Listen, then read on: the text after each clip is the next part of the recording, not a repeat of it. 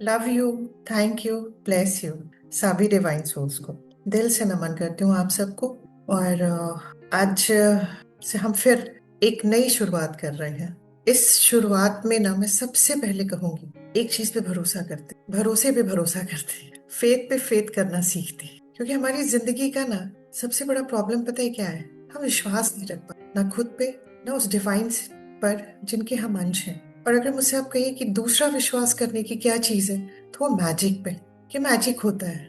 ये दो चीज अगर हम मानने लगते हैं ना, तो हमारे जीवन में ये घटना शुरू हो जाता है। तो आज का सेशन एक ब्यूटीफुल स्टोरी से स्टार्ट करूंगी। मेरे बचपन की ना one of my favourite story रही है, फेथ पे ही है। मैं आपको बताती हूँ। सबसे पहले एक विद्यामती करके बहुत प्यारी बच्ची हूँ, एक गांव में रहती थी। उसके फादर मर्चेंट थे, मतलब सौदागर उस समय हुआ करते थे। पुराने जमाने में तो सौदागर कहलाते थे।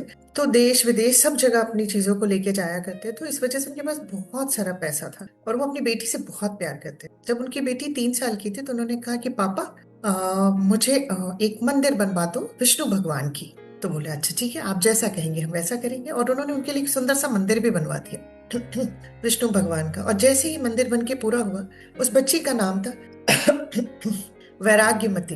उन्होंने रखा था उनके पिता ने। तो जैसे ही बच्ची जैसे जैसे बड़ी होने लगी, वो मंदिर में पूजा करने लगी। थोड़े दिनों के बाद उसने कहा नहीं, मैं पहले भोजन नहीं करूँ, मैं पहले अपने विष्णु भगवान को भोजन कराऊंगी, फिर भोजन किया करूंगी। और इस तरह से करते करते ये सिलसिला 14-15 साल तक चला।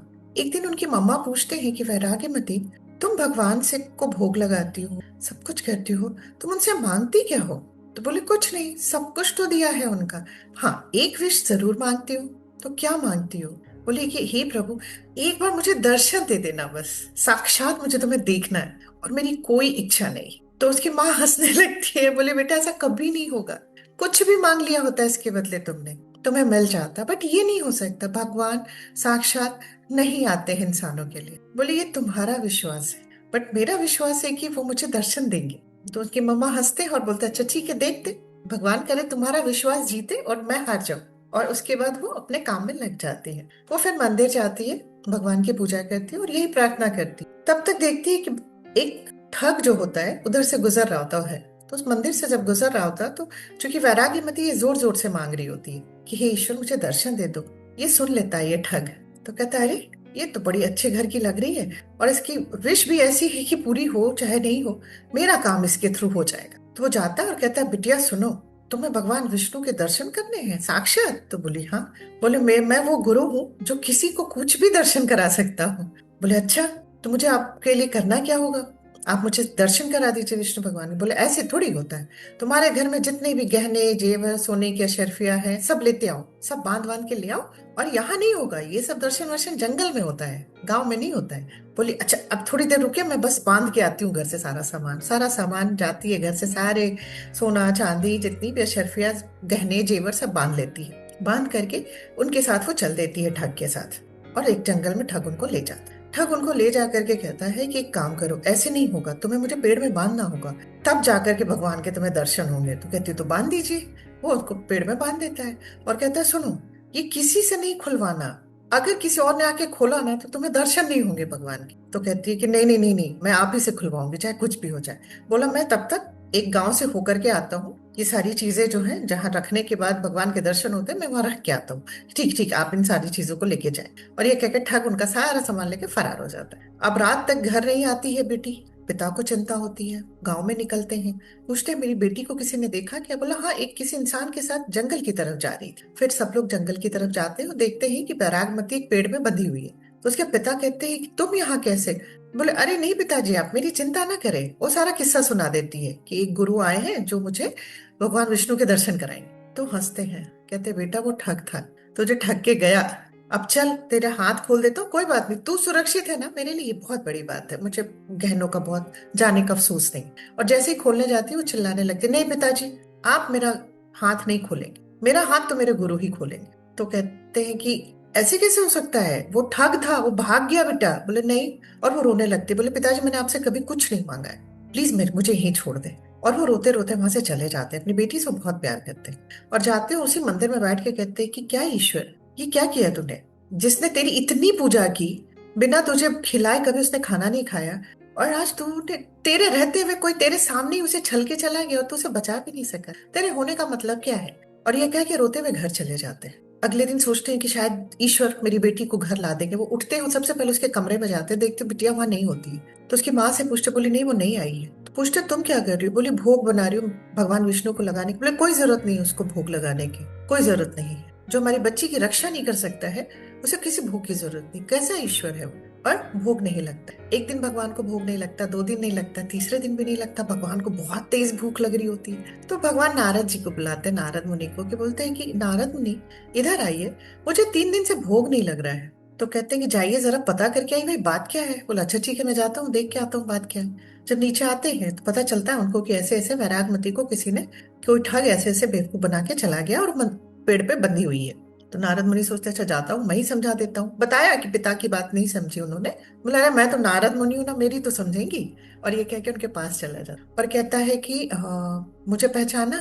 तो प्रणाम करती है, बोली हाँ आप नारद मुनि है ना, जो भगवान के साथ रहते हैं स्वर्ग लोक में? बोले हाँ वही हूँ। तो बोले कि बेटा जो आपको गुरु कह के आपको यहाँ तक लाया, वो गुरु नहीं था, वो एक ठग था जो आपके सारे पैसे गहने लेके भाग गया है। और मुझे भगवान विष्णु ने ही भेजा है कि आपका मैं हाथ खोल दूं, जिससे कि आप रिहा होके आप अपने घर जाएं और वापस से भोग बना के प्रभु को खिलाएं। प्रभु भूखे हैं।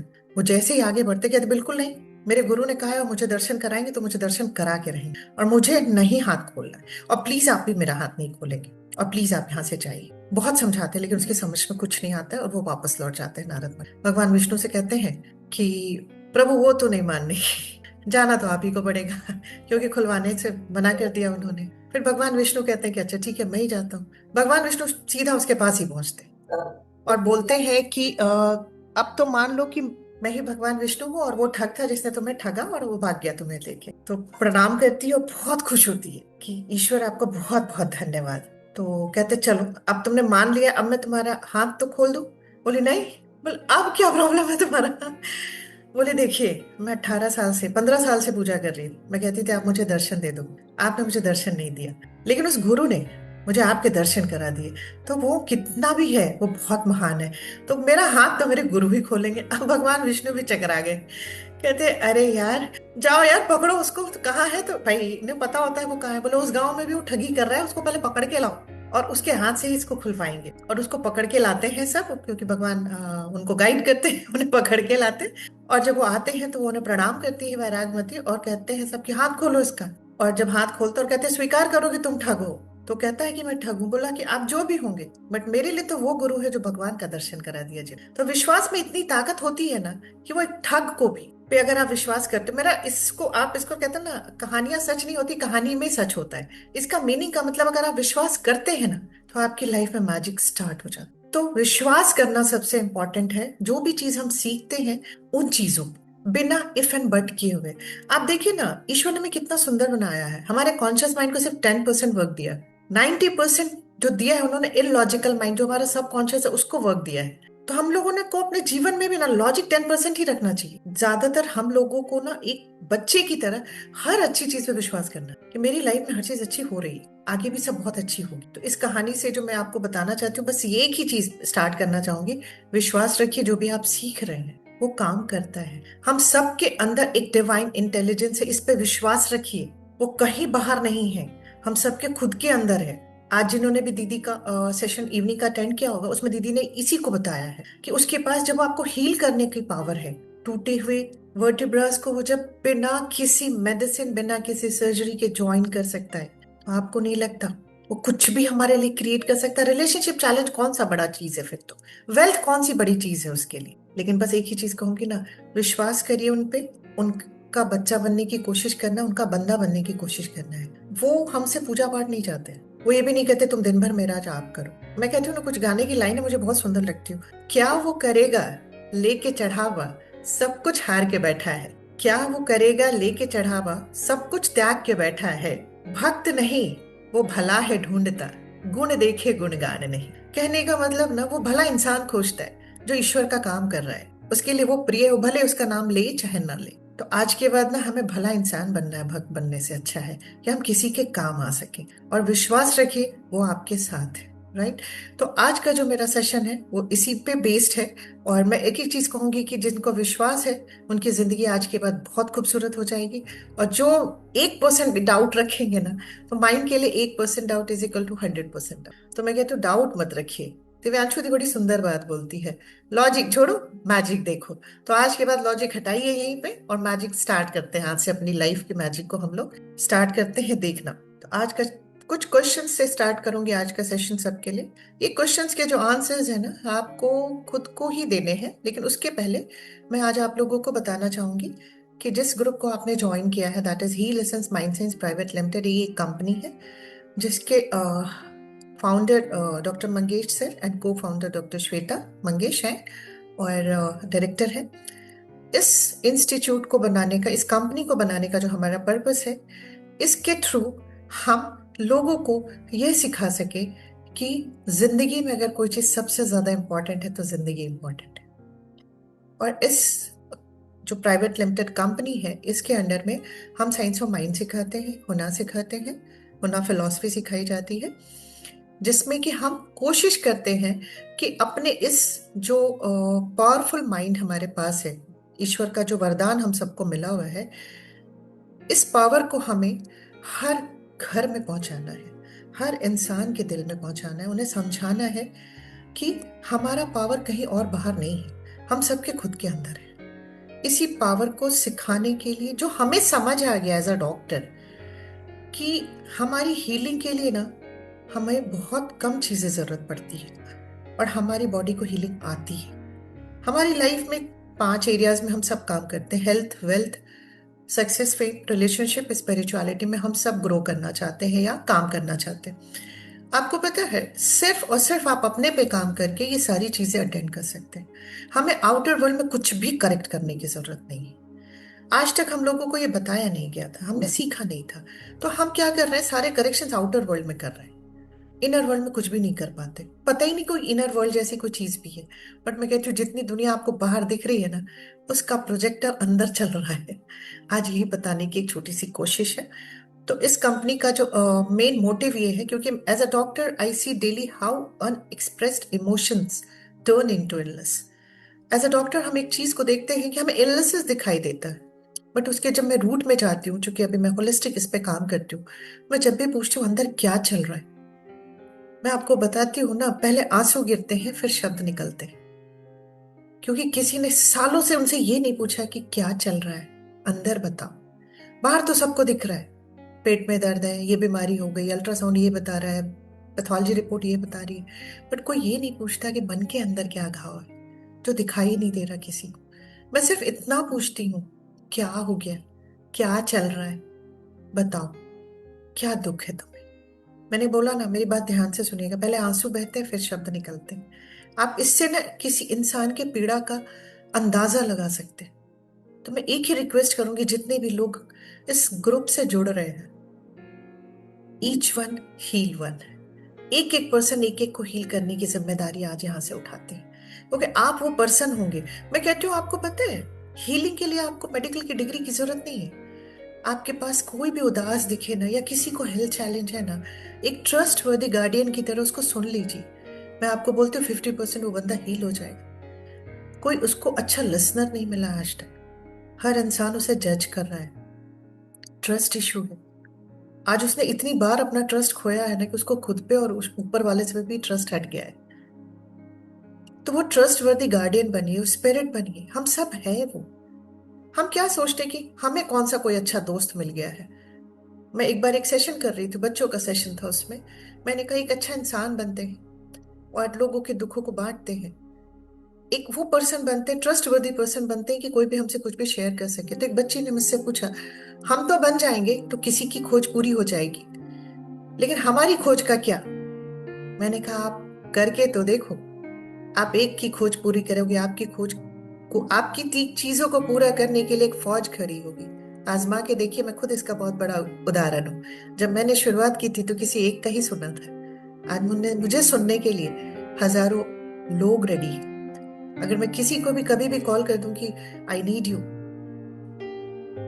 मुझे नहीं लगता कोई मुझे ये कहेगा कि सॉरी अभी टाइम नहीं है। तो स्टार्ट मैंने भी 1 से ही किया है। तो आपसे भी कहती हूँ, एक से स्टार्ट करिए। किसी को भी कोई भी चैलेंज देखिए ना, एक बार उसको सुन लीजिए अच्छे से, बिना जज किए, ये सोच करके कि उसकी अपनी जिंदगी है, अपनी दुनिया है, अपना वर्ल्ड है, उसने क्या दुख देखा है मुझे आपको नहीं पता है। वो रूडली बिहेव कर रहा है, क्यों कर रहा है हमें नहीं पता। उसके बिहेवियर से उसकी आइडेंटिटी अपने माइंड में मत क्रिएट करिए कि वो बुरा इंसान है, वो गलत इंसान है, वो अच्छा इंसान नहीं है। हम ये नेगेटिविटी उन्हें नहीं पास ऑन करेंगे, राइट। तो मैं ये एक रिक्वेस्ट करूंगी कि आप सब आज उस पोजीशन पे हैं कि आप हॉस्पिटल पहुंचने से पहले उस माइंड को की हीलिंग को स्टार्ट कर सकते हैं। तो बी अ पर्सन, मैं कहती हूँ ना, खुदा का दोस्त बनते हैं। बहुत आसान है उनका दोस्त बनना, किसी के काम आ जाना। वो हमसे कभी ये नहीं कहता हमें ये चढ़ाओ, हमारी ये मन्नत पूरी करो, राइट। तो मैं इसी चीज के लिए रिक्वेस्ट करूंगी कि please join hands to create an emotionally strong human being for a better society। हमारे ही लिसन्स माइंड साइंस की जो मेन थीम है वो यही कि strongest beautiful human being create किए जाए इस दुनिया में हो, क्योंकि हम सब ब्यूटीफुल हैं, बट हम अपने पेन की वजह से, अपने पेन की वजह से हम इस, जो कहते हैं ना, इस सुंदर जीवन का सही यूज नहीं कर पा रहे। तो जैसा मैं कहती हूँ ना, मैंने ये अपने मेंटर से सीखा है, वेद से कि लाइफ में अगर सबसे ज्यादा इंपॉर्टेंट कोई चीज है ना तो लाइफ है। बट इसी को नहीं जी पाते हम, इसी को नहीं जीते। आपको पता है, कहते हैं ना, जितनी भी सृष्टि ईश्वर की बनाई हुई है, लाइफ तो सब में है, बट तीन किंगडम को बहुत करीब से देखा गया, प्लांट किंगडम, एनिमल किंगडम और ह्यूमन किंगडम। आपको पता है ह्यूमन किंगडम में ही सबसे ज्यादा पेन है, क्योंकि हम लाइफ के अगेंस्ट चल रहे हैं। हम लाइफ के प्रोसेस पे विश्वास नहीं करते, हम डिविनिटी पे ट्रस्ट नहीं करते, उनके प्लान्स पे ट्रस्ट नहीं करते। एक बीज भी हम लगाते हैं, आप उसको कुछ भी नहीं करिए तो भी वो बाहर निकलना शुरू हो जाता है, क्योंकि उसको ईश्वर पे विश्वास होता है। आप एनिमल्स को देख लीजिए ना, तो वो भी ईश्वर पे विश्वास करता है। मैं अगर आपसे कहूं तो मैं यहाँ पे एक रियल स्टोरी शेयर करूंगी आप लोगों के साथ। आज से कुछ साल पहले, आई थिंक 5 साल पहले, मुझे एक कॉल आता है कि मंगेश सर कहाँ हैं। उनके लिए था कॉल, एक्चुअली उनका मोबाइल स्विच ऑफ था, क्योंकि आपके घर के आसपास एक नाली है जिसमें एक छोटा सा पपी डूब रहा है। तो मंगेश सर चूंकि एनिमल एक्टिविस्ट भी हैं, स्ट्रे एनिमल्स के लिए काम करते हैं, तो ये कॉल उनके लिए था। और ये कॉल जिनको आया था बनारस में, उनको भी ये कॉल दिल्ली से, पेटा से आया था। फिर पीपल फॉर एनिमल, जो मेनका गांधी जी का है, उनके यहाँ से भी कॉल आया कि प्लीज उस पपी को वहां से रेस्क्यू करने में मदद करें, क्योंकि जिनके पास आया था वो खुद भी अपना एक सेंटर चलाते हैं जिसमें स्ट्रीट एनिमल्स के लिए वो काम कर रहे हैं। तो मैंने मंगेश सर को बताया कि वहां पे ऐसे ऐसे आपके लिए कॉल है। तो सर गए और उस बच्ची को लेके चले आए। और वो छोटी सी पपी जो है, बहुत छोटी थी उस समय। और जब उसको लेकर के हम लोग घर आए तो देखा कि मल्टीपल फ्रैक्चर्स थे, उसको मल्टीपल वुंड्स थे उसके ऊपर, और उसके शरीर पे मतलब हड्डियां ज्यादा थी, बाल कम थे। हम लोग लेकर के आए, उसका ट्रीटमेंट हुआ और वो ठीक हो गई। लेकिन जो मैं यहाँ आपको बता रही हूँ ना कि जब उनका फिर से कॉल आया जानने के लिए कि हाउ इज शी, तो मैंने बोला कि दीदी शी इज गुड, मतलब उसका ऑपरेट कराना पड़ा, ऑपरेट हुई, सारी चीजें हुई, बट वो एकदम अभी अच्छी है। और उसका नाम सोना है।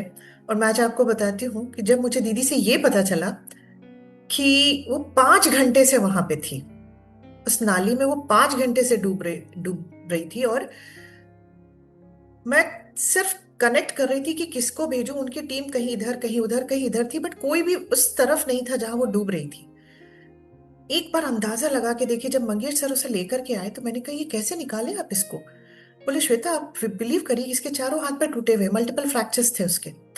उसने अपने चिन से, क्योंकि वो नाली थी उसमें लैट्रिन वगैरह सब बह रहा था, तो चिन से उसने अपने को एज पे रखा था। और आप सोचिए 5 घंटे में, वो हमारे यहाँ का बहुत बिजी रोड है, कितने लोग जा रहे होंगे उसके सामने से, बट उसने विश्वास नहीं खोया कि नहीं, कोई तो आएगा मुझे बचाने के लिए।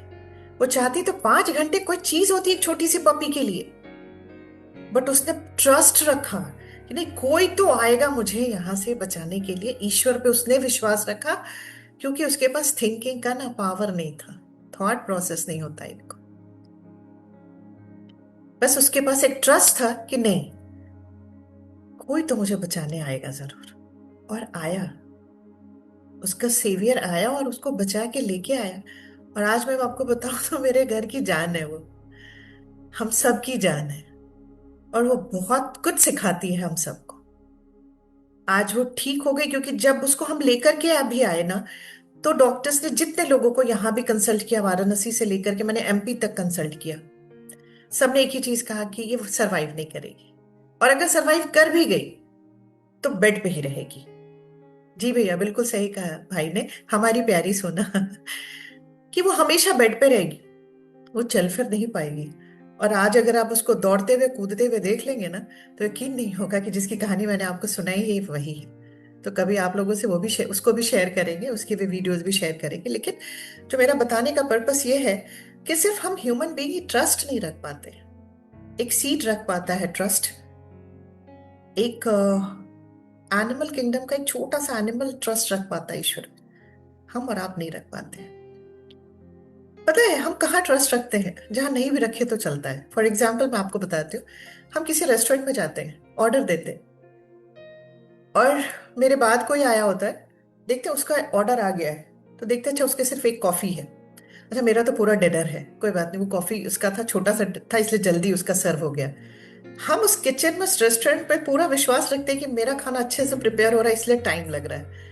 लेकिन ऊपर वाले से जब हम कोई चीज मांगते हैं, तो ये क्यों नहीं सोच सकते कि हमारा टाइम अगर लग रहा है अच्छा समय आने में, तो बहुत सही तरीके से प्रिपरेशन चल रही है ऊपर में। ये ट्रस्ट भी रख सकते हैं हम सब। तो यही रिक्वेस्ट करूंगी आज के बाद ना, जिन हमें जिस चीज पे सबसे ज्यादा काम करनी है ना, ट्रस्ट पे काम करनी है, फेथ पे काम करनी है। हम अगर हमारा फेथ होगा कि सब चीजें अच्छी हो रही हैं और हो जाएंगी आगे अच्छी, 100% हो जाएंगी।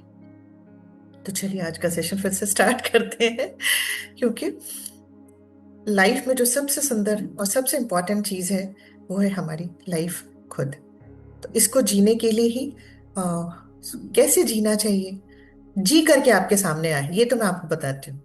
और एक चीज और आप लोगों को शेयर करूंगी कि इस ही lessons mind science private limited जो कंपनी है, इसमें सिर्फ आपको दो ही मेंटर सुनने को नहीं मिलेंगे, मंगेश सर या श्वेता, यही नहीं मिलेंगे आपको। हर एरियाज के में अच्छे अच्छे मेंटर्स जो जिंदगी पे बात करते हैं, वो सुनने को मिलेंगे। जैसे कुछ मेंटर्स हमारे यहाँ हैं, जैसे हमारी अपनी अंजलि दीदी, उनसे हम कुछ कहानियों के रूप में बहुत फ्लो में बहुत अच्छी सारी चीजें सीखेंगे, जो जिंदगी के टुवर्ड्स हमें लेकर के जाएंगी।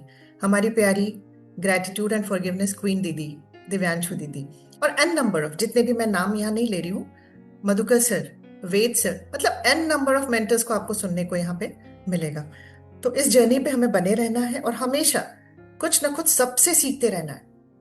और इसकी जो टाइम की बात भी मुझसे कुछ लोगों ने पर्सनल में पूछी है, ये मेंटर्स के अकॉर्डिंग डिपेंड करेगा, डे और टाइम, जो भी मेंटर जिनका भी सेशन होगा उनके अकॉर्डिंग होगा। लेकिन मैं आपको एक चीज कहती हूँ, अगर आप ऑफिस में है या आप नहीं भी सुन पाते हैं, तो आपको रिकॉर्डिंग पूरी अवेलेबल होगी, आप रिकॉर्डिंग में देख सकते हैं। राइट?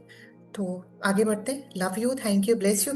मैं इस स्क्रीन पे इस पिक्चर को ज्यादा देर इसलिए रहने दे रही हूँ, ताकि अनकॉन्शियस मॉडलिंग से कुछ तो अंदर चला जाए कि लाइफ में अगर कोई सबसे चीज इंपॉर्टेंट है तो हमारी खुद की लाइफ। हम सब कुछ पाने के चक्कर में इसी को दांव पे लगाए हुए हैं आज की डेट, और इसी को वापस से अपनी जिंदगी में वापस, अपनी जिंदगी को अपनी जिंदगी में वापस लाना है। तो आज हाथ हम लोग एक दूसरे का पकड़ते हैं, और एक दूसरे का हाथ पकड़ के हम जिंदगी में जिंदगी को वापस लाते हैं।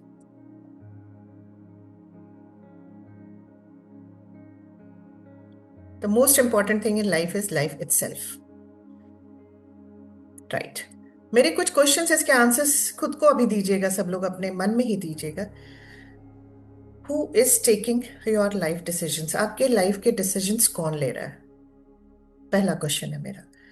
जब हम बच्चे थे, तो हमें लगता था हमारे लाइफ के डिसीजन हमारे पेरेंट्स ले रहे हैं। उस समय लगता था कि जब थोड़े बड़े हो जाएंगे तो अपना डिसीजन खुद ले पाएंगे। और बचपन में बहुत जल्दी बड़े होने की इच्छा थी। स्कूल जाते थे तो क्या पढ़ना है, क्या करना है, नहीं करना है, ये टीचर्स लेने लगे डिसीजंस। तो ये लगा अच्छा कोई बात नहीं, कॉलेज जाएंगे तो अपना डिसीजन खुद लेंगे। फिर कॉलेज भी पहुंच गए हम लोग। कॉलेज में भी देखा कि नहीं, यहाँ भी बहुत हद तक डिसीजंस तो प्रोफेसर्स के ही हो रहे हैं, चाहे जिस भी कॉलेज में हम लोगों ने पढ़ाई करी। थोड़ा बहुत फ्रीडम आ गया, स्कूल ड्रेस पहन के नहीं जाना है, जो मन करे कपड़े आप पहन सकते हो। बट क्लास का टाइमिंग का डिसीजन तो वही ले रहे थे। जो हमें पढ़ा रहे हैं क्या पढ़ाएंगे वो डिसीजन उनका था। क्या बनना है वो भी सलाह वो हमें दे दे रहे थे, वो भी डिसीजन वो ले ले रहे थे। क्या करना है नहीं करना हमारे पेरेंट्स ले रहे थे। तो मुझे लगता था चलो, पेरेंट्स, टीचर्स, प्रोफेसर्स के बाद जब मैं अपने पैरों पे खड़ी हो जाऊंगी, जब मैं कुछ करने लगूंगी, जब मैं कमाने लगूंगी, तो मैं अपना डिसीजन खुद लूंगी। फिर जब काम करने गए तो लगा अरे यार, यहाँ तो डिसीजन बॉस ले रहा है, यहाँ तो हमारे हमसे जो ऊपर काम करने वाले वो डिसीजन ले रहा है। तो हमारा डिसीजन लेने का टाइम कब आएगा? क्या ये इस लाइफ टाइम में हमें ये चीज नहीं मिलेगी कि हम अपना डिसीजन ले सके? फिर लगा कि अच्छा चलो, हम जैसे लोग जो प्राइवेट अपनी प्रैक्टिस करते हैं, हमें लगा रहे यार हम तो अपने राजा, हम किसी के, हमारे ऊपर कोई काम नहीं कर रहा है, तो हम तो अपना डिसीजन ले सकते हैं और हम जो चाहेंगे वो करेंगे। लेकिन रियलाइज हुआ कि नहीं, हम भी अपना डिसीजन अभी भी नहीं ले पा रहे हैं, तो हमारा डिसीजन कौन ले रहा है? सोचिएगा एक बार, आगे बढ़ते हैं। मैं बताऊंगी आज, लेकिन तब तक सोचिए, क्योंकि इतने टाइम तक तो लग रहा है कि भाई कोई कोई ना कोई हमारा डिसीजन ले रहा है। अब तो अपने पैरों पे खड़े हो चुके हैं, प्राइवेट सेक्टर में भी है, अपने मालिक खुद ही हैं, हमारा अपना काम है। तो मेरे ऊपर मेरा डिसीजन कौन ले रहा है? मेरे ऊपर तो कोई है ही नहीं, मैं ही सबसे ऊपर हूँ। मेरा डिसीजन कौन ले रहा है? मैं मैं तो नहीं ले रही हूँ। मैं आगे बताऊंगी कौन ले रहा है। Next question, why do people repeat the same mistakes? हम सब सेम मिस्टेक करते आ रहे हैं, इतने टाइम से सीख रहे हैं, बट कभी कभी सेम मिस्टेक्स करते हैं और बाद में बहुत गिल्ट होता है, अरे यार क्यों किया मैंने ये। आज इसका आंसर आपको मिल जाएगा। Why do we react instead of respond? हम हमेशा सोचते हैं कि नहीं, कोई भी हमें गाली भी देगा ना, तो हम 90 सेकेंड का पॉज लेंगे और उसके बाद शांत होकर उसका जवाब देंगे, आंसर करेंगे। 10 में से 5-6 बार हम ऐसा करने में सफल हो जाते हैं, 4 बार में हम रिएक्ट कर जाते हैं। To is taking my decisions? बाहर वाला? नहीं। Why do we sabotage your own happiness? हम अपनी खुशियों को खुद ही उसका गला घोटते हैं और फिर कहते हैं कौन घोट रहा है? बाहर वाला है भाई। आउटर वर्ल्ड में इतने सारे लोग हैं मुझे परेशान करने के लिए। तो आइए, इन सब का सवालों का जवाब एक ही है। इन सब सवालों के जवाब एक ही है कि हमारी जिंदगी का डिसीजन कौन ले रहा है। दूसरे शब्दों में अगर हम कहें तो हमारी लाइफ का इंचार्ज कौन है? हमारे लाइफ का इंचार्ज कोई और नहीं, हमारी खुद की अपनी मेमोरीज है, हमारी प्रोग्रामिंग है। और ये दोनों स्टोर्ड कहाँ है? सबकॉन्शियस में। तो इसका मतलब हमारी लाइफ का जो इंचार्ज है ना, हम खुद नहीं हैं, हमारा हमारी मेमोरीज है। और मेमोरीज से ना पेन्स अटैच्ड है। आप देखिए ना, अच्छी मेमोरी कहाँ याद है हम लोगों को आज की डेट में? बुरी सब याद है।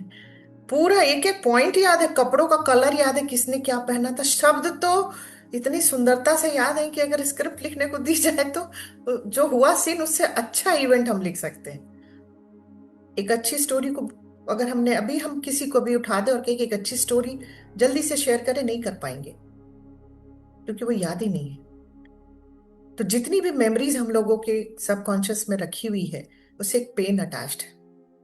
और आज जो मैंने आपको हेडिंग दिया था ना कि your pain is not your boss, but आज की डेट में हमारा दर्द ही हमारा बॉस बना हुआ है। हमारा दर्द हमें चला रहा है। बट आज आप इससे निकल जाइए। अपने दर्द को अपना बॉस मत बनने दीजिए, क्योंकि वो है नहीं आपका बॉस।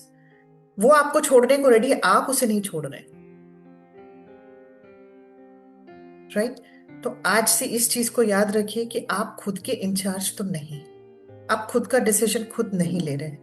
आपका डिसीजन आपकी प्रोग्रामिंग और आपकी मेमोरी से डिसाइड हो रहा है, जो आपको पता भी नहीं चल रहा है। अगर आज हम सब अवेयरनेस में रहने की प्रैक्टिस नहीं करेंगे तो हमारी लाइफ में कोई चेंज नहीं होगा, क्योंकि हमारी मेमोरी तो हमें चला ही रही है इतने टाइम से।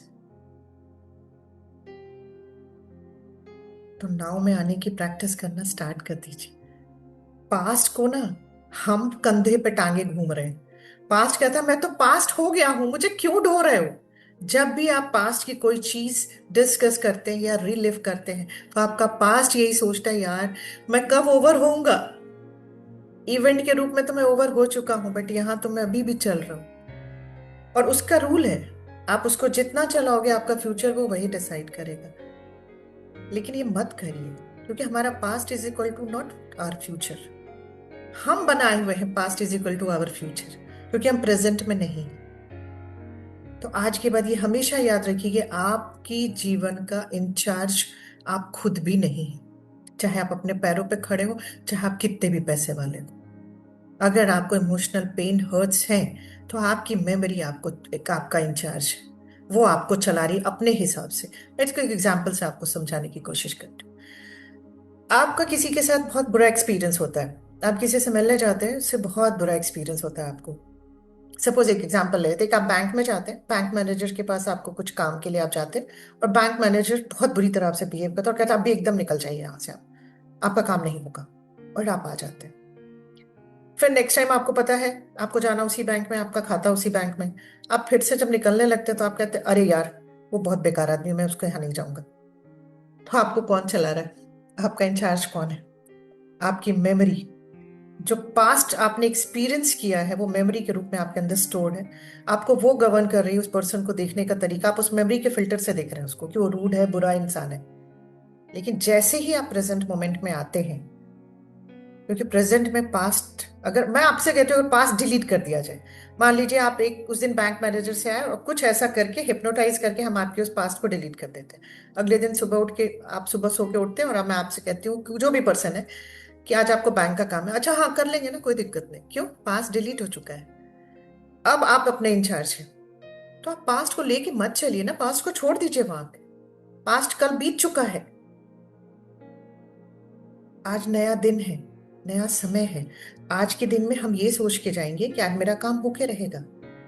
लेकिन आप उसको उठाए उठाए उठाए उठाए उठाए उठाए 50-60 साल हम निकाल देते हैं कि उस बैंक से मुझे अपना खाता हटाना है क्योंकि वहां के लोग नहीं अच्छे हैं, वहां के लोग कोऑपरेट नहीं करते। फिर आप जो सोचते हैं वो आपका बिलीफ बनता है, जो बिलीफ बनता है वो फिर सच होता है। फिर उसी बैंक में नहीं होता, आपके हर बैंक में होता है। आप यहाँ से वहां, यहाँ से वहां अपने बैंक के खाते बदलते रहिए। जब तक आप नहीं बदलेंगे आपकी चीजें नहीं बदलेंगी, क्योंकि आपका इंचार्ज कोई और नहीं, आपकी खुद की मेमोरीज है पास्ट की, जो आपने एक्सपीरियंस किया है इन द फॉर्म ऑफ मेमोरीज, वो सबकॉन्शियस में स्टोर हो जाती। तो आज के बाद अपने इंचार्ज खुद बनिए, और वो तभी होगा जब हम कोशिश करके कोशिश करेंगे कि हम कॉन्शियस अवेयरनेस में रह सके। इंटरेस्टिंग फैक्ट्स आपको बताती हूँ। Your life is not controlled by fate और द पीपल अराउंड यू और the situations. Your life is controlled by the programs you are running knowingly और अननोइंगली। कहने का मतलब कि हमारी लाइफ को कंट्रोल हमारे आसपास के लोग, हमारे फैमिली मेंबर्स, हमारी सोसाइटी या सिचुएशंस नहीं कर रही हैं। हमारी लाइफ को कंट्रोल हमारे वो प्रोग्राम्स कर रहे हैं जो हमारे सबकॉन्शियस में पूरे टाइम चल रहे हैं, नोइंगली और अननोइंगली। कुछ चीजें आप जब भी आप शांत होते हैं तो आपको जहन में आ जाता है कि आप क्या चल रहा है अंदर में। बट आपको एक साइंटिफिक फैक्ट और बताती हूँ, हमें पर डे 12,000 से 70,000 थॉट्स आते हैं। कहीं कहीं 90,000 मेंशन है थॉट्स के लिए। आपको क्या लगता है, आपके अवेयरनेस में सब थॉट्स होते हैं? नहीं, 1/4 भी नहीं होता। तो हमारी लाइफ को चला क्या रहा है? हमारी ओल्ड प्रोग्रामिंग, नोइंगली और अननोइंगली।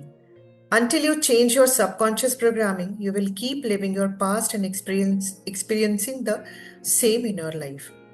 हम क्या करते हैं ना, हम बाहर आउटर वर्ल्ड में सब करेक्शन करने की कोशिश कर रहे हैं, लेकिन जब तक आप अपने सबकॉन्शियस की प्रोग्रामिंग को चेंज नहीं करते ना, आपकी लाइफ में आउटर वर्ल्ड में कुछ भी करेक्ट नहीं होगा। ये तो मैं आपको गारंटी देती हूँ। ट्राई कर लीजिए, थोड़ा बहुत 19-20 हो जाएगा आपके जीवन में, बेहतर हो जाएगा। लेकिन अगर आपने अपनी प्रोग्रामिंग को नहीं चेंज किया, उसको रीराइट नहीं किया, तो आप अट्रैक्ट तो वही करेंगे जिस चीज से आप परेशान हैं, आप वही मिस्टेक्स बार बार करेंगे। तो awareness is the remote control of your life. Awareness ही वो रिमोट कंट्रोल है जिससे आप अपनी लाइफ के इंचार्ज खुद हो सकते हैं। तो बनते हैं ना आज हम सब अपनी लाइफ का इंचार्ज, अवेयरनेस में आते हैं कि क्या चल रहा है, क्या हो रहा है, मैं क्या चाहती हूँ, मेरे अंदर क्या चल रहा है। Stop giving your remote control of your life to your old memories. हमारी लाइफ बहुत सुंदर है, बट उसका रिमोट कंट्रोल अपने सब कॉन्शियस मेमोरीज में को मत दीजिए, अपने पुराने वुंड्स को मत दीजिए। हम सब ने क्या कर रखा है ना, अपनी जिंदगी का रिमोट कंट्रोल अपने पुराने वुंड्स को, पेनफुल वुंड्स को दे रखा है, तुम इसको रखो, जब जब जरूरत पड़े तुम मुझे चलाना है इसी के अकॉर्डिंग। हम कहते हैं ना, हमने रिमोट कंट्रोल्स बाहर बांट रखे हैं। पहला रिमोट कंट्रोल हम लोगों ने अपना अंदर दे रखा है, जो मेन है, जिसमें सारे मेन स्विच है। उसको जहां से आपने बंद किया ना, बाहर वाले के सारे रिमोट कंट्रोल से कोई हमें फिर चला नहीं पाएगा।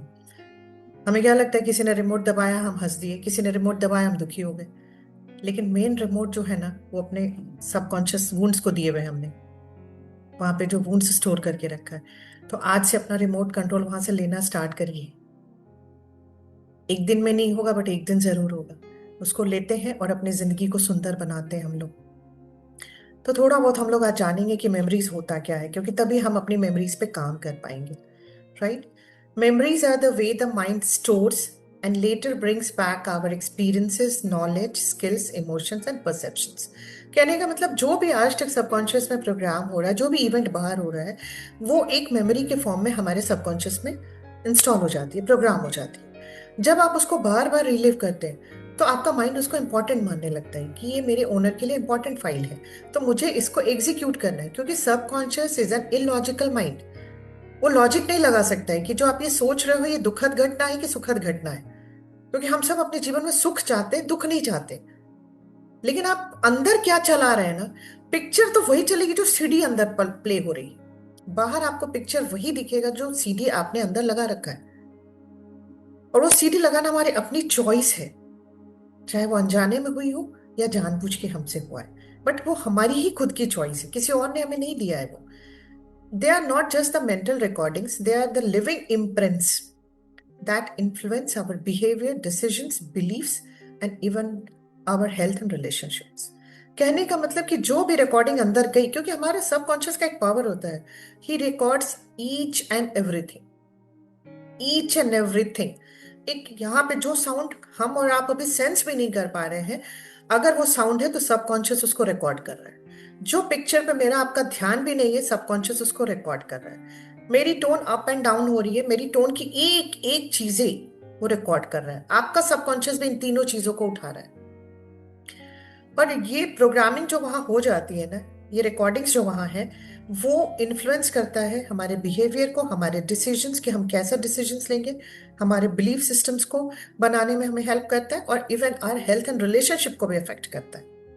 अगर मान लीजिए कि हमारी प्रोग्रामिंग में है, हमने बहुत सारे लोगों को अपने घर में देखा है कि वाइफ हस्बैंड का रिलेशनशिप बहुत बहुत अच्छा नहीं रहता, एक कॉम्प्रोमाइज होता है उसमें, और बहुत रिस्पेक्ट नहीं होता है, लव नहीं होता है, एक अच्छी फ्रेंडशिप नहीं हो सकती है। तो चूंकि वो हमारी मेमोरीज में है, तो हम कभी अच्छा अट्रैक्ट नहीं कर सकते, हम चाहे कितनी भी कोशिश करें, कुछ ना कुछ चैलेंज हमारे इसमें आएगा ही आएगा। तो अगर आप आउटर वर्ल्ड में कुछ भी करेक्ट करना चाहते हैं ना, तो first go into your inner world. Correction वहां किया ना, तो बाहर कुछ नहीं करेक्ट करना है आपको। Memory is the brain's ability to. Brain का क्या काम होता है मेमोरी में, या थोड़ा सा ये भी बताती हूँ आपको कि ब्रेन क्या करता है, पहले इनकोड करता है कोई चीज को, जो भी चीज बाहर हो रही है। कहने का मतलब कि इंफॉर्मेशन को रिसीव करता है, फिर उसको स्टोर कर लेता है, कीप दैट इंफॉर्मेशन। रिट्रीव का मतलब रिकॉल इट व्हेन नीडेड। जैसे मान लीजिए कि हम एग्जाम कोई चीज पढ़ते हैं, एग्जाम देने हम जब जाते हैं, तो थोड़ी देर के लगता है यार कुछ याद नहीं है। लेकिन जैसे ही हम रिलैक्स करते हैं, एग्जामिनेशन हॉल में क्वेश्चन पेपर आता है, तो हम रिकॉल करते हैं और हमें सारी चीजें याद आने लगती है। राइट। तो मेनली थोड़ा सा मेडिकल पार्ट लिया यहाँ पे, mainly involves the hippocampus, amygdala, and neural networks. Without memory, there is no learning, no identity, and no personality. अगर मेमोरी नहीं होना हमारी, तो हम कल जो पढ़ रहे हैं वो आज हम लिख नहीं पाएंगे। मेमोरी बुरी चीज नहीं है। नेगेटिव मेमोरीज जिसको हम बार बार रिलीव कर रहे हैं, जिसकी वजह से हमारी लाइफ में चैलेंजेस हैं, हमें उन मेमोरीज पे काम करना है। और ये काम करना आसान है, क्योंकि अगर हम भूल जाएंगे, जो भी चीज अंदर डाल रहे हैं वो मेमोरी के फॉर्म में स्टोर नहीं हो, तो कल आप मुझसे पूछेंगे कि आपका नाम, तो मुझे अपना नाम ही याद नहीं होगा। क्योंकि आइडेंटिटी भी तो हम वहीं से याद करते हैं ना, कि मेरा नाम क्या है, मेरा नाम श्वेता है, मैं क्या हूँ, मैं क्या काम करती हूँ, मेरा क्या प्रोफेशन है। पता चला पूरा मेडिकल पढ़ के आया और सब गायब, तो जो पढ़ रहे हो सब गायब होता चला जाएगा हमारे पास। राइट। तो ये है मेमोरी। उसके बाद थोड़ा सा जानेंगे इन माइंड साइंस और हीलिंग साइंस में मेमोरी को किस तरह से समझा जाता है। राइट। तो मेमोरी को साइंस ऑफ माइंड में और हीलिंग इसमें कहा जाता है, memory is stored energy plus stored experiences. जो आपने एक्सपीरियंसेस आज तक अपने मन में स्टोर किया है, उसकी जो एनर्जी है, that is memory. Unhealed memories क्या करती हैं? Become triggers. Repeated memories become beliefs, and painful memories create subconscious programming. We don't react to the present moment. ये याद रखिए, बहुत सुंदर सेंटेंस है। We don't react to the present, we react from the past. हम कभी भी present में कोई ऐसी चीज नहीं होती जिससे हम रिएक्ट करते हैं। अगर कोई आपके कहे अनुसार काम नहीं भी कर रहा है, अगर पास्ट डिलीट कर दिया जाए तो आपको रिएक्शन नहीं आएगा। लेकिन आपको रिएक्शन क्यों आता है? क्योंकि पास्ट में भी आपकी बात किसी ने नहीं मानी और जिसकी वजह से आपका काम खराब हो गया। तो फिर से मैं बोलूंगी, हमारी लाइफ का इंचार्ज हम खुद नहीं है, हमारी मेमोरीज हैं जो हमें चला रही हैं। हमारे डिसीजंस, हमारे बिहेवियर, हमारे एक्शंस, सबको, बिलीफ सिस्टम सबको वो चला रहा है।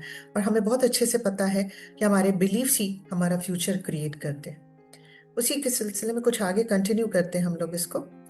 These memories keep playing inside us like a loop and create our reality again and again. ये मेमोरीज हमारे अंदर एक लूप बना लेता है और पूरे टाइम चलता रहता है। आप कितनी भी कोशिश करो, जब तक आप उसको ब्रेक नहीं करोगे इस पैटर्न को ना, आप सेम चीज बाहर आपको दिखाई देगी अगेन एंड अगेन। फिर आप कहते हो कि मैंने इतनी सारी चीजें सीखी, मैंने ये भी साइंस सीखा, मैंने वो भी साइंस सीखा, मैंने ये भी साइंस सीखा, बट मेरी लाइफ में तो कोई चेंज नहीं आ रहा। मैं एक ही चीज कहती हूँ, एक ही दो साइंस सीखो, बट काम कर लो उस पर, 100% चेंज आ जाए। और जिस दिन इस साइंस को आप समझ गए कि who is in charge of your life, कौन आपको रूल कर रहा है, कौन आपको गवर्न कर रहा है, कोई बाहर का नहीं चला रहा आपको। हम सब जब फ्रस्ट्रेशन में जाते थे तो एक चीज बोलते थे, अरे यार जिसको देखो मुझे चला रहा है अपने हिसाब से। नहीं, आपको बाहर की दुनिया चला ही नहीं सकती, आपको खुद आपका माइंड चला रहा है, आपकी प्रोग्रामिंग्स चला रहे हैं आपको। Life problems are not the problem, इसको बहुत ध्यान से सुनिए। और जिसको ये समझ गया ना, उसको किसी आगे सेशन की जरूरत नहीं पड़ेगी, मैं बता रही हूँ। Life problems are not the problem, the memory replaying is the problem. Life में जो आपके प्रॉब्लम हो रहा है ना, वो प्रॉब्लम है ही नहीं बाहर जो आपको दिख रहा है। द मेन प्रॉब्लम इज कि मेमोरी रिप्लेइंग हो रही है, उसकी वजह से वो प्रॉब्लम बाहर दिखाई दे रहा है। तो आप चाहिए कि बाहर की प्रॉब्लम को करेक्ट करो, उसको हटाओगे दूसरा आएगा, क्योंकि मेमोरी तो चल रहा है वो। और जिस दिन मेमोरी रिप्लेइंग पे आपने काम कर लिया, उस मेमोरीज पे काम कर लिया कि उसको कैसे ट्रांसम्यूट करना है, उसकी एनर्जी को कैसे चेंज करना है, आपके बाहर की जो है ना, सारे प्रॉब्लम्स खत्म होना शुरू हो जाएंगे। बट हम फिक्स कहाँ करते हैं? बाहर फिक्स करते हैं। फिक्स कहाँ करना है? अपने इनर वर्ल्ड में फिक्स करना है चीज को, अपने सबकॉन्शियस की प्रोग्रामिंग में फिक्स करना है। हम फिक्सिंग वहां स्टार्ट करनी है हम लोगों को। Problem is not the person. हम हर इंसान को लेबल किया, उसकी वजह से प्रॉब्लम है, उसमें प्रॉब्लम है, उसकी वजह से प्रॉब्लम है, उसने मुझे हर्ट किया। कोई आपको हर्ट नहीं कर सकता अगर आप ना चाहो तो।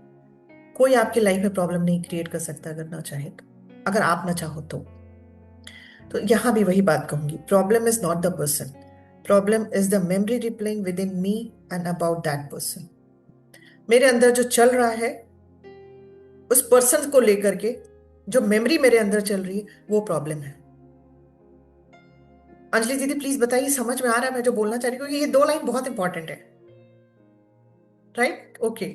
रसीदुल समझ में आया बेटा? क्योंकि दीदी तो इस साइंस में बहुत टाइम से है, बट रसीदुल नए हैं साइंस के लिए। रसीदुल आप समझ पा रहे हैं? सिर्फ हाथ से बताएं। Okay, thank you thank you so much. तो फिर से इसको बोलती हूँ कि लाइफ में जो भी आपके प्रॉब्लम हो रहा है ना, आपको लग रहा है कि आउटर वर्ल्ड में प्रॉब्लम हो रहा है, आउटर वर्ल्ड में प्रॉब्लम आपको दिख रहा है, बट वो चल कहाँ रहा है? आपके इनर वर्ल्ड में चल रहा है। आपकी मेमोरी रिप्लेइंग है वहां पे, उसकी वजह से आपके सारे चैलेंजेस बाहर के वर्ल्ड में आपको दिख रहे हैं। आप एक पर्सन को लेकर स्टिक कर जाते हो कि नहीं, ये पर्सन मेरी प्रॉब्लम की वजह है। नहीं, उस पर्सन से रिलेटेड मेमोरी रिप्लेइंग आपके अंदर चल रही है, जिसकी वजह से वो पर्सन वो बिहेव कर रहा है। अब आगे का लाइन सुनो, मानो या न मानो, सच तो यही है मानो या न मानो, सच तो यही है। और जो मानते हो बने रहो, और जो नहीं मान पा रहे हो, जिसकी अंदर ये बात नहीं जा पा रही है कि ये कैसे पॉसिबल है, वो अभी लीव कर जाओ, क्योंकि 1 घंटा आगे का वेस्ट हो जाएगा। Leave this session right now, I request you. फिर किसी और टॉपिक पे बात करेंगे, ज्वाइन कर लेना, बट यहाँ अभी लीव कर जाओ, क्योंकि इसके आगे जाने का मतलब ही नहीं बनता है। मानते हो कि नहीं, जो श्वेता बोल रही है सही है? मैं एक बार इसको मान के देखती हूँ कि अगर मेरी मेमोरी रिप्लेइंग पे चल रहा है, मेरे अंदर चल रहा है और बाहर क्रिएट हो रहा है, तो इस पे कैसे काम करना है मेमोरी रिप्लेइंग पे। मैं इस पे काम करूंगी और करेक्ट करके देखूंगी। एक्सपीरियंस करो ना, एक बार एक चैलेंज करती हूँ आपको। अगर ईमानदारी से किया तो 100% अपनी लाइफ को सुंदर बना लेंगे। और अगर ब्लेम गेम में फंसे रह गए तो अगला जन्म फिर लेंगे। तो एक ही चीज कहूंगी फिर से, अगर मानते हो तो बने रहो, और नहीं तो लीव दिस सेशन, क्योंकि आपके काम का नहीं है फिर। राइट, आगे बढ़ते हैं कि मेमोरीज आते कहाँ से। एक तो जानना जरूरी है, क्योंकि मेमोरीज क्या होते हैं ये हमने समझा। अब ये जाने कि मेमोरीज आती कहाँ से है। मेमोरीज जो हमारे अंदर, हम जैसे अभी मेरी एक अगर इसको समझाओ, जैसे अभी मेरी जो सोल है वो एक कॉस्ट्यूम उसने लिया हुआ है, दैट इज श्वेता का कॉस्ट्यूम। एक मिनट, श्वेता के कॉस्ट्यूम में मेरी सोल है आज की डेट में, ठीक है। सोल अनटच्ड रहती है, बट मेरे पे एक माइंड है। हम लोगों ने इसको सीखा है, समझा है। तो माइंड के जो लेवल्स होते हैं ना, कॉन्शियस है और एक सबकॉन्शियस माइंड है। तो सबकॉन्शियस में मेमोरी स्टोर होती है हमारी सारी प्रोग्रामिंग जितनी भी होती है, हमारे हैबिट्स जो है, हमारे सारे एक्सपीरियंसेस हैं, मेमोरीज हैं, हमारे इमोशंस हैं, हमारे वैल्यूज हैं, हमारे बिलीव्स हैं, पर्सनल या कल्चरल हो, या हमारी सेल्फ इमेज, हमारे अपने मन में क्या है, वो सारी सबकॉन्शियस में स्टोर होती है। तो मेमोरी भी वहीं स्टोर होती है, चाहे वो अच्छी हो या बुरी। तो अब ये जो मेमोरीज स्टोर होती है, दिमाग में आ सकता है कि ये तो इसी लाइफ टाइम की होती होगी हमारी। नहीं, ये बहुत इंटरेस्टिंग चीज लेके आई हूं आप लोगों के लिए, कि हमारे सबकॉन्शियस में हमारे एंसेस्टर्स की भी मेमोरी स्टोर्ड है। क्योंकि मैं आज श्वेता जरूर हूं, बट 3 चीज मैं अपने एंसेस्टर्स की कैरी करती हूँ। एक उनकी सबकॉन्शियस मेमोरी, उनका डीएनए, और तीसरा उनका एनर्जी फील्ड। मतलब हमारे एंसेस्टर्स हमेशा हमारे साथ हैं, in the form of memory, our DNA जिसको आप जेनेटिक कहते हैं, और third is our energy field. तो आज के बाद कुछ भी अच्छा करिए ना, कुछ भी हो, अपने एंसेस्टर्स को जरूर याद करिए, क्योंकि आपके साथ चल रहे हैं, बट हम उन्हें एक्नॉलेज नहीं करते। तो हमारी जो मेमोरीज है ना, वो हमारे एंसेस्टर्स की भी मेमोरीज वहां पे है। तो अब जो बहुत सारे लोगों का होगा कि मैं तो ऐसा बुरा नहीं सोचती, मेरे साथ ये चैलेंजेस क्यों हैं, तो हो सकता है वो आपके एंसेस्टर्स की मेमोरी हो, जिस वजह से आपके आउटर वर्ल्ड में जो चीजें दिखाई दे रही है। तो हीलिंग की रिस्पॉन्सिबिलिटी उठाइए ना, कि नहीं, अगर मैंने कभी भी मेरी लाइफ में ऐसा कुछ भी नहीं हुआ, मैंने ये नेगेटिव चीजें, इतना अब्यूजिव पार्टनर क्यों अट्रैक्ट किया अपनी लाइफ में, हो सकता है वो आपके एंसेस्टर्स के अनहील्ड वुंड्स और ट्रॉमास हैं, जो आपको पास ऑन हो गए, और वो अंदर रिप्लेइंग चल रहा है। तो आप तो वही अट्रैक्ट करोगे जो अंदर चल रहा है। आपको पता भी नहीं चल क्या रहा है अंदर, बट अट्रैक्ट कर रहे हो, तो इसका मतलब मान लो कि चल रहा है। मानने से ना करेक्शन स्टार्ट हो जाता है, और रिस्पॉन्सिबिलिटी लेंगे ना फिर हम, कि नहीं, अगर मेरे एंसेस्टर्स का भी है तो आई विल टेक 100% रिस्पॉन्सिबिलिटी, और मैं उनकी हीलिंग पे काम करूंगी। और आपको पता है ये पूरा मतलब साइंस है। आप इस पे काम करके उन्हें भी हील कर सकते हैं, खुद को हील करके, और अपने आगे आने वाले जनरेशन को भी हील कर सकते हैं हम। तो इसका मतलब कि जो हमारे अंदर मेमोरीज हैं, वो सिर्फ हमारी इस जीवन की नहीं है, हमारे एंसेस्टर्स एंसेस्टर्स आप वो कितने जनरेशन्स हैं, आप अंदाजा भी नहीं लगा सकते। इसलिए मैं कहती हूँ ना, सबकॉन्शियस से बड़ा आज तक सुपर कंप्यूटर ना कोई इंसान तो कभी नहीं बना पाएगा। समझ लीजिए, एक ब्रह्मांड है हम सबके अंदर में। जो कहते हैं ना, हम सबका अपना एक यूनिवर्स है, वो यही यूनिवर्स है जहाँ सारी चीजें हैं। बट इसको सीखना समझना ही नहीं है, जीवन जीना शुरू करना है इसी जीवन में, तभी हम जिंदगी को सही मायने में जी पाएंगे। दूसरा, मेमोरीज जो आती है हमारी पास्ट लाइफ्स की होती है।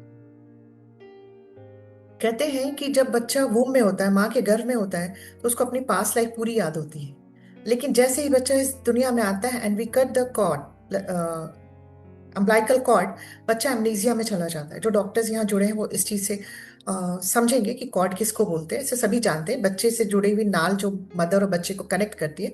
जैसे हम उसे कट करते हैं और बच्चे को माँ से सेपरेट करते हैं, बच्चा एमनीजिया में चला जाता है, मतलब उसकी याददाश्त वो चली जाती है कि पास्ट लाइफ में क्या होता है, बट वूम में उसे पूरा याद रहता है कि वो कौन सी जर्नी लेकर के, पास्ट उसको पूरा याद रहता है कि किस जर्नी के थ्रू यहाँ आया है।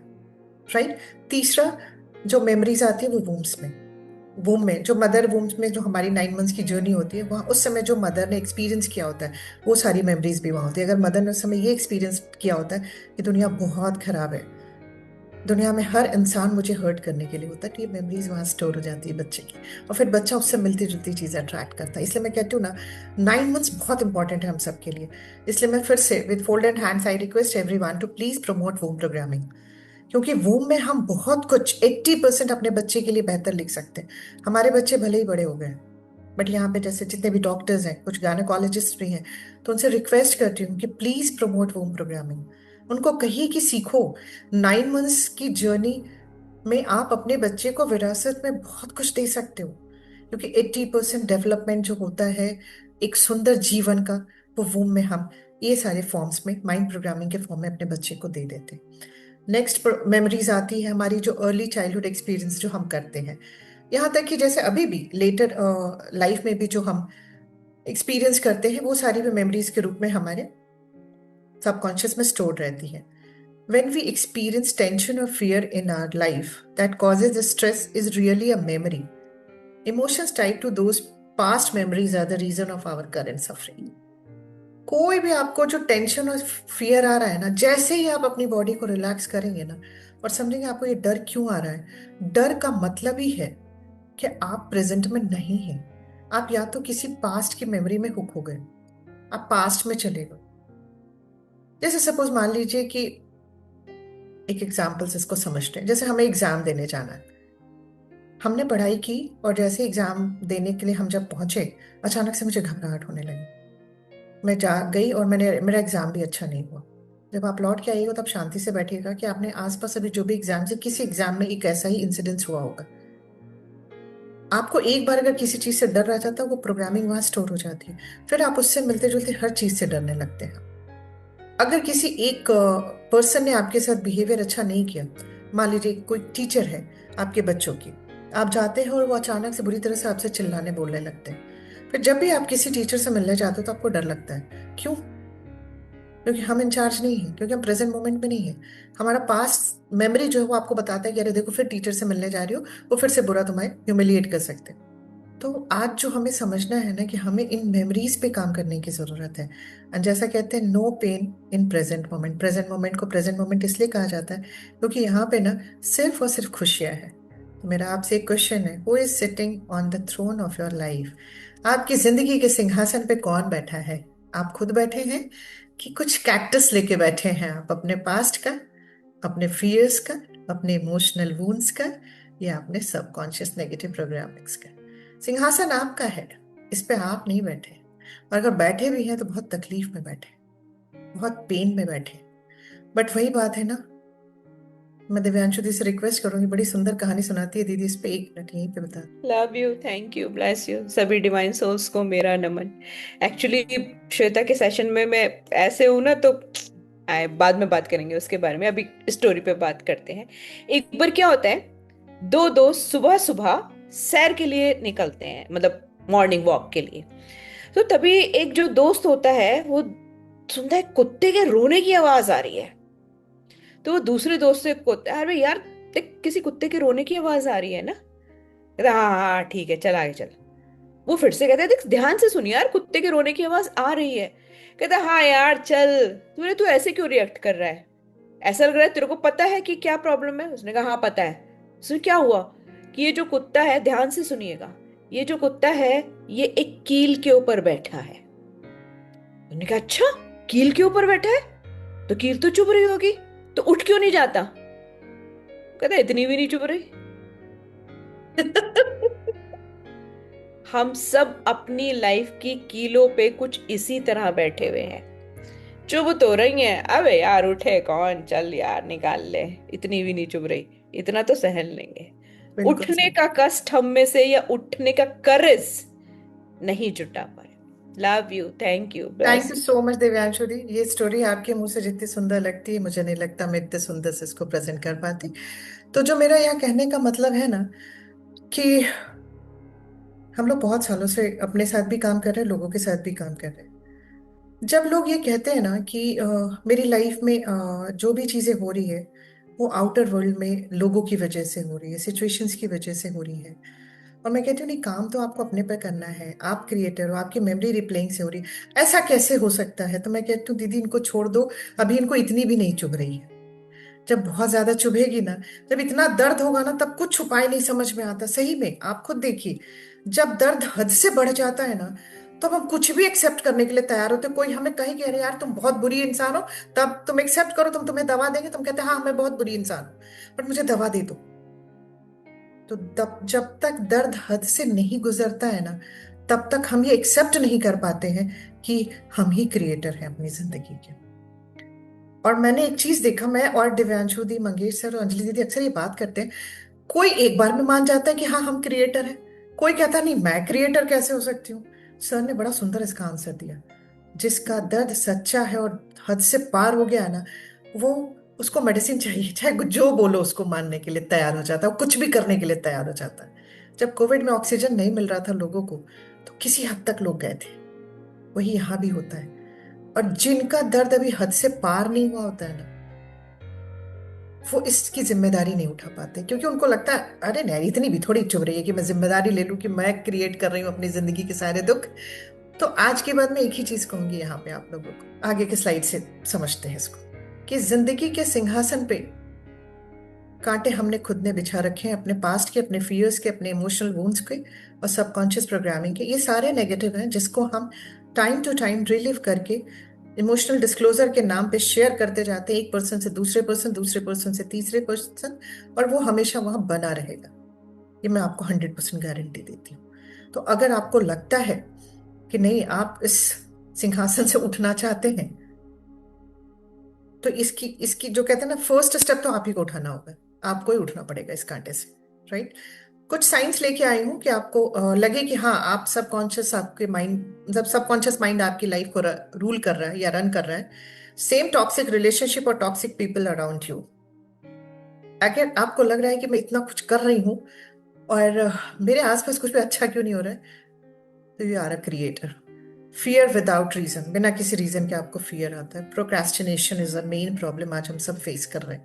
Money blockage, self doubt, emotional triggers, reacting in all situations, not responding. You decide everything consciously कि नहीं मैं तो अब ये चीज नहीं करूंगी, but you live your life subconsciously. फिर यहां कहूंगी, मानो ना मानो, सच तो यही है। मान लिया तो करेक्शन आसान है, नहीं माना तो करेक्शन बहुत मुश्किल है। तो how to reprogram your subconscious, इसके लिए बहुत सारे ये, और हम ये सब चीज एक एक करके सीखेंगे। सबसे पहला हम सीखेंगे क्लेंजिंग ऑफ मेमोरी, कैसे हम अपनी मेमोरीज को क्लीन करेंगे, कैसे नेगेटिव सेल्फ टॉक को रिप्लेस करेंगे, नेगेटिव लिमिटिंग बिलीव्स को रिप्लेस करना है, repetitions of positive affirmations, visualisations, emotional healing, meditation, gratitude, forgiveness and inner child healing. अपने सबकॉन्शियस को प्रोग्राम करने के लिए सारी चीजें हमें सीखनी है, और उसके बाद हम इन चीजों पे काम करना है हमें। तो जैसा मैंने कहा कि your pain is not your boss, but इसके लिए जो आपको जो सबसे बड़ा काम करना है, नहीं तो ये आपका बॉस बना रहेगा और पूरे जीवन आपको ये आपका इंचार्ज बन के आपको गवर्न करता रहेगा, रूल करता रहेगा। तो अगर आपको अपने पेन को अपने बॉस नहीं बनाना है, तो 100% रिस्पॉन्सिबिलिटी ले लीजिए कि yes, I am a creator. तो this is all from my side. हाँ, बस एक स्लाइड के साथ करते हैं कि the day you take charge of your life, कि I take 100% responsibility of my suffering, healing begins, power returns to you and life transforms. 100% guarantee देती हूँ। अगर किसी ने कह दिया कि मैंने काम किया और मुझे रिजल्ट नहीं मिला, वादा करती हूँ ये साइंस सिखाना छोड़ दूंगी, वादा करती हूँ आपसे। मोरना जी की चीज के साथ इस सेशन को हम एंड करेंगे। मोरना नलमक सिमोना जो है, जिन्होंने साइंस को पूरे वर्ल्ड को दिया, if we can accept that we are the sum total of all past thoughts, emotions, words, deeds, and actions, and that our present lives and choices are colored or shaded by this memory bank of the past, then we begin to see how a process of correcting or setting a right can change our lives, our families, and our society. And this is all from my side, thanks to Morna ji, जिनकी वजह से आज हम सब इतना सुंदर science सीख पा रहे हैं. तो love you, thank you and bless you all.